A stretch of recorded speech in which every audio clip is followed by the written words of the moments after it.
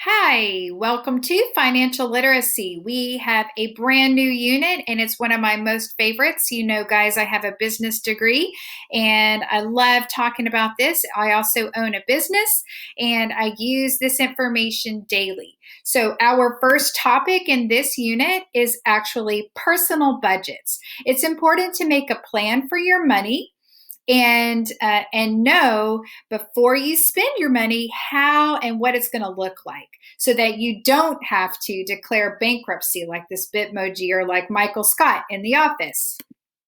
So, what is a personal budget? A personal budget is a plan for your money. It's when we categorize or organize our income and our expenses. Expenses is money going out, income is money coming in. Typically, we make a monthly budget. That's the most common budget that is used. Although, as a business owner, I definitely make an annual budget. So I look at where my money is going and what projects I want to work on an annual basis too. All right. So on this next slide, I'm going to just modify it a little bit here. We're going to look at the envelopes that are down at the bottom, and we're going to categorize them. We're going to either put it in the expenses pile or the income side of our slide here. So let's talk about each one of these categories. First of all, salary. A salary is actually money coming in. So that's something your employer pays you. And so I'm going to just drop and drag it over here to our income side. If you're taking notes at home, and you should be, please write follow along with me and write income and expenses and then put the categories underneath each one, just like I'm doing here. Also, let's see, we have utilities. A utility is an electric bill or a water bill, that sort of thing. Natural gas is a utility. That's something that we use every month. That is an expense. That's money coming out. Income taxes is also going to be money coming out. We're going to talk about that later in one of our later lessons. So that's money that we're going to have to spend, and we have to know it's coming. Everybody as a U.S. citizen pays for that. Let's see, this next category, savings for college. That is an expense that we pay for, and we need to save. It's a very large expense. So that's something in this category, expenses. Next is wages. So wages is just another word for your salary. It's what you are being paid. So it's something you receive from your employer. So I'm going to put it over here in the income list. Moving along here to emergency savings.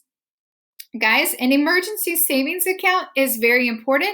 It's money that you kind of save, and we have to plan for all those emergencies. Maybe you break your arm accidentally, or you have a flat tire and you need to or you need a car repair. These are emergencies. These are things that happen in life, and we have to plan for them with our money. So setting aside a little bit every month will help us pay for that a little bit easier.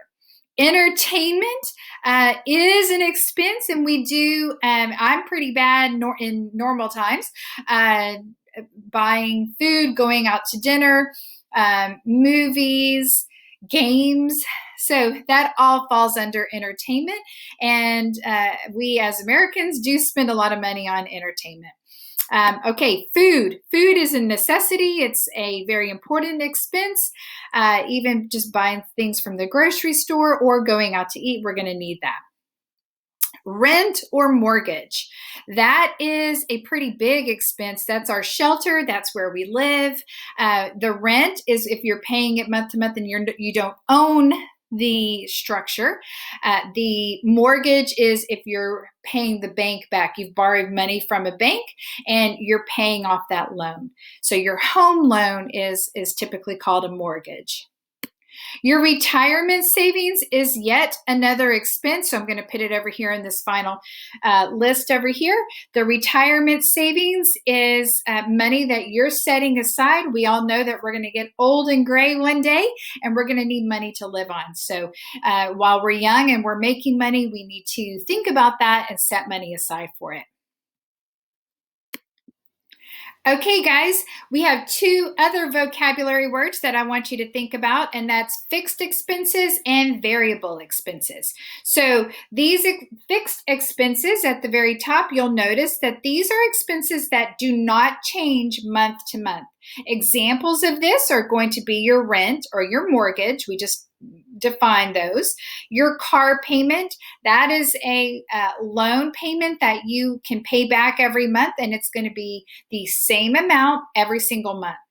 Also, your car insurance falls into that category. A variable expense is something that varies from month to month. Okay, so it's going to change every month depending on how much you use. So in this case, the cost of your groceries are going to vary. They're going to change from month to month. And then also your utilities. If you, in the summer months, maybe you use a lot of water to water your lawn, that sort of thing, you're going to consume more. So then you're going to pay a little bit more. Also your gas bill, that's talking about natural gas, but also your gas bill for your car, depending on your traveling. If maybe you go on a road trip, you're going to need a little bit more money. And so that explains the fluctuation in those bills and why they change. I'm moving on now to our our next example where we're going to practice, okay? So in this example, Ricardo obtained his first job and he gets $2,400 a month. So he then writes down all of the expenses that are going to be going out of his budget. So if you'll notice here, it says his rent. We've talked about, we're going to just decide if it's fixed or variable. I'm going to write an F for fixed. Your rent is something he's going to pay $800 a month for perpetuity, so for on and on. As long as he lives there. Food is a variable expense, okay? So that's going to change depending on what you eat. Maybe you want to go out and eat a lot, and so then your bill is going to go up a little bit higher. Your utilities are also going to be a variable expense, and so this is not cooperating. Yep, variable expense. Your car payment is the same payment every month, so that is fixed. I'm going to write down an F, I think.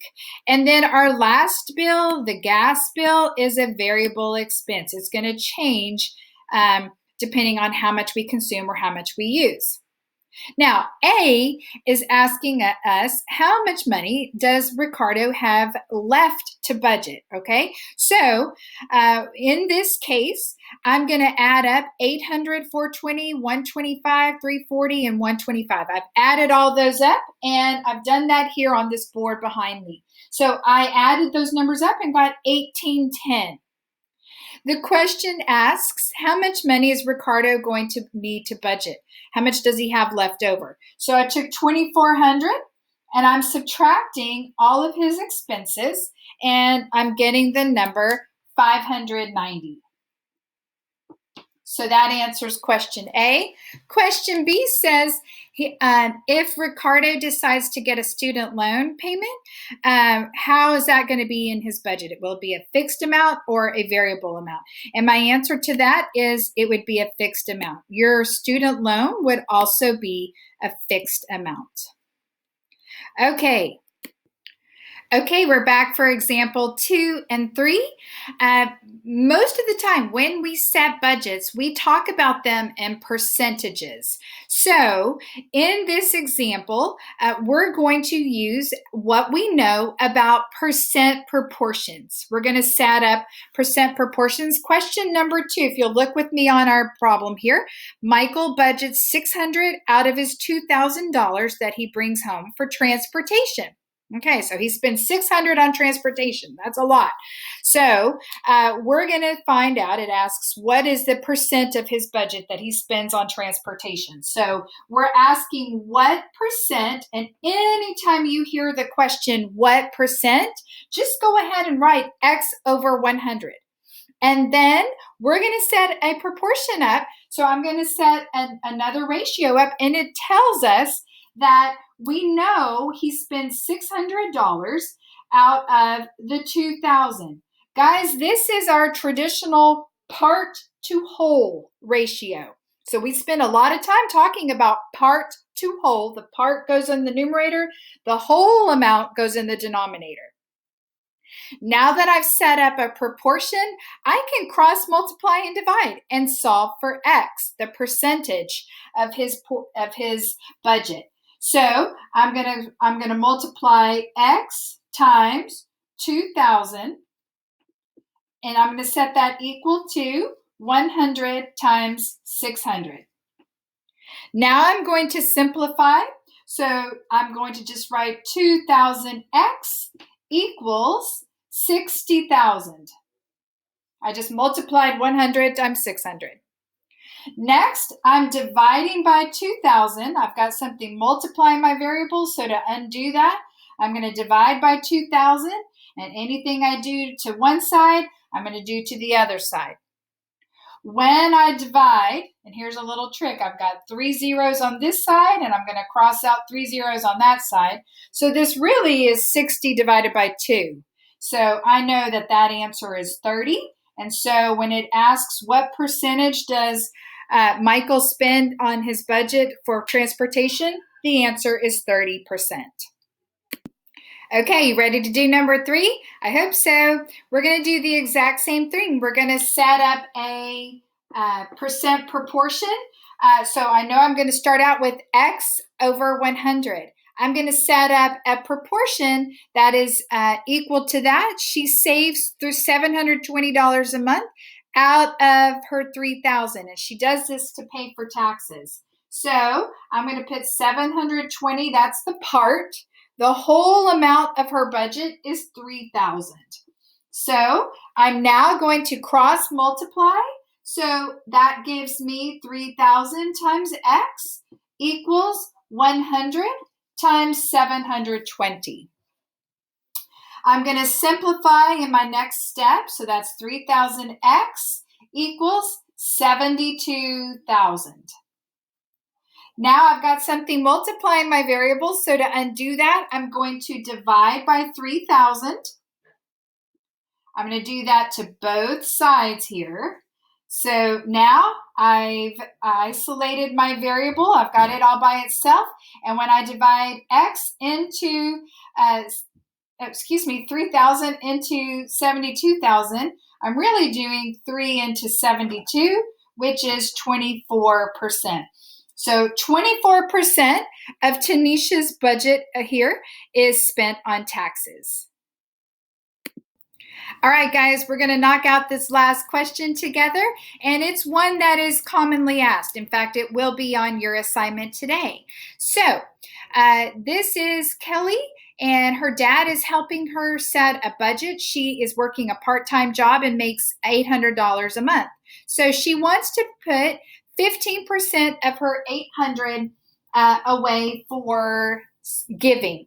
What a nice person Kelly must be. So if we want to find out what 15% of 800 is, this is just a friendly reminder that we are going to take the percent, 15%, and write it in its decimal form. So that would be 0.15. And then I'm simply multiplying.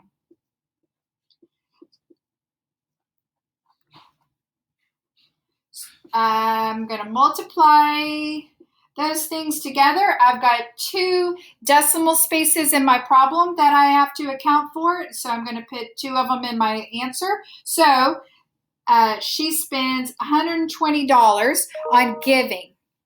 So in our next example, it asks for what is 25% of that. And I've already started off this problem.